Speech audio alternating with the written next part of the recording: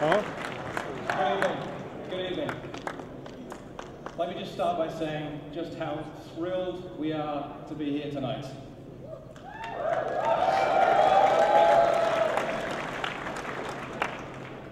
What better place to give a sneak peek of the worldwide sneak peek of the next version of Final Cut Pro to an audience of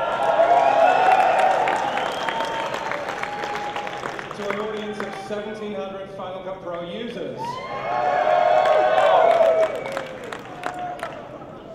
We're really excited about what we have to show today. We think that when you see it, you're going to be as excited as we are, because we think we have something which is as revolutionary as the first version of Final Cut Pro when it was introduced back in 1999.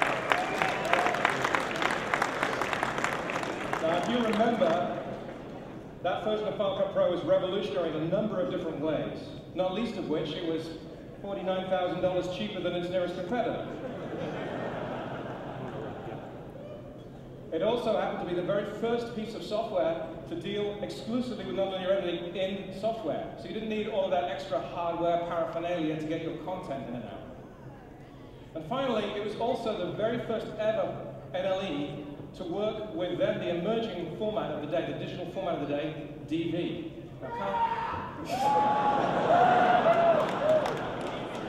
Obviously, a few people still shooting on DV. DV Camp rocks! So, cast your mind back, because you'll recall that this happened to be state-of-the-art at the time. And it was state-of-the-art because it had a FireWire port on it. And you could connect it to the FireWire port on your PowerMac G3. Running Final Cut Pro, and that's all you needed. Final Cut Pro, PowerMac G3, and one of these cameras.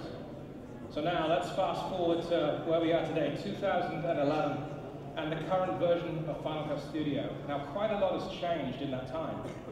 We've had an entire ecosystem which is built up around Final Cut Studio. We've had manufacturers, camera manufacturers as venerable as ARRI, build cameras specifically to encode into ProRes and capture QuickTime files with a specific purpose of working with Final Cut Pro. Now, this has meant that we now move Final Cut Pro into more markets and more market segments than ever before. So now we have every major broadcaster on the planet relying on Final Cut Pro for mission-critical content delivery day in and day out. Now, of course, it comes as no surprise, of course, that it will be Final Cut Pro finds itself incredibly popular in also the independent film community.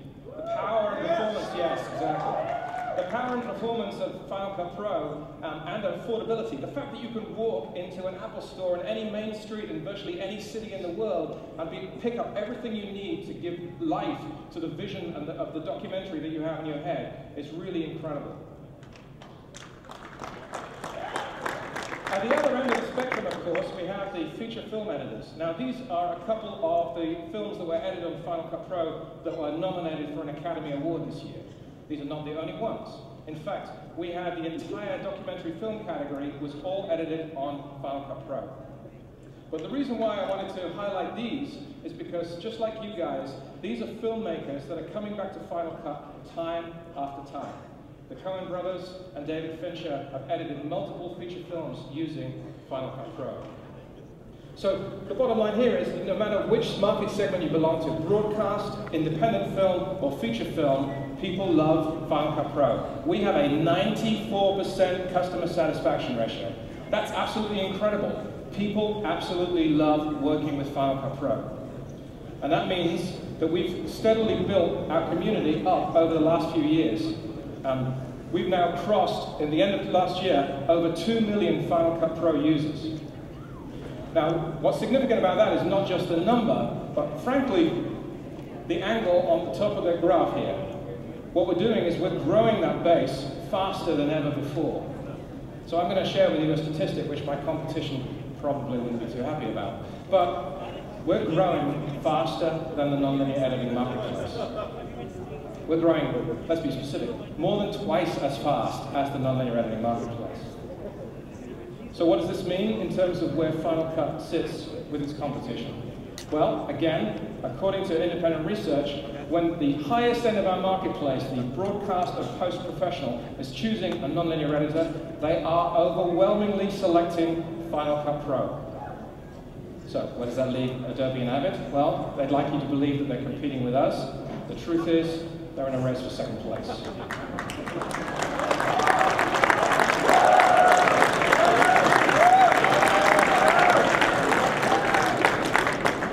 But that's not why we do what we do. This chart is nice, but it's not the reason which we get up in the morning. What we want to do is we want to create great software. We're all about creating an incredible user experience and great software that you guys can use. So the next question is, of course, what's next? I'm sure that's really why you're all here. Excuse me. Now we're going to start unveiling a sneak peek of the next version of Final Cut Pro. And to help me with that task, I'm going to invite onto the stage Pete Steiner, who is the architect of the new version of Final Cut Pro.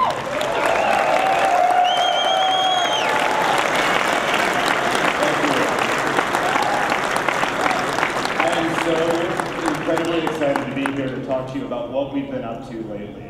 There's been a lot of talk around about what that might be, ranging from nothing at all to just a little incremental update to the existing application to a whole bunch of other interesting rumors about what we've been up to.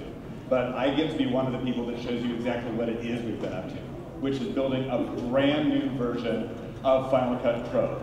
This is a rebuilt application built from the ground up, re-architected based on modern technologies and based on leveraging all of the experience we've had building the existing Final Cut since its inception in 1999.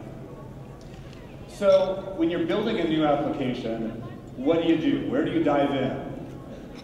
The first thing you need to do is make sure that you've built an application that's built on modern foundations. We wanted to make sure that we built an application that can carry us as far into the future as the existing platform has carried us up until today, and hopefully even further than that. And the first and most important piece of building a modern application on modern foundations in today's industry is building a 64-bit application. So Final Cut Pro 10 will no longer be hamstrung by the 4 gigabytes of memory that are available to 32-bit applications, and now can take full advantage of as much memory as you can throw at the application. What this means in practical terms is larger, more complex projects, larger formats, more frames in memory, deeper and richer effect stacks. Basically, all of the things that are ridiculously memory intensive now have full run of all of the memory you can throw at the problem. But the other thing that we wanted to do is leverage the best that the platform has to offer to us. We've got a unique competitive advantage here at Apple in that we don't have to worry about dealing with multiple different platforms. We can deal with one platform and make it sing. And so the new Final Cut Pro is built on top of the latest OS technologies, obviously including Cocoa, obviously including things like Core Graphics, but also leveraging the best of Snow Leopard. And so taking advantage of Core Animation, OpenCL, Grand Central Dispatch, and a host of other things. What this allows us to do is build an application that scales from the MacBooks that you take out into the field all the way up to the beefiest hardware that you can throw at the problem. But more importantly, it also allows us to build an application that is beautiful, is seamless to use, and really helps you solve the problems that you're trying to solve.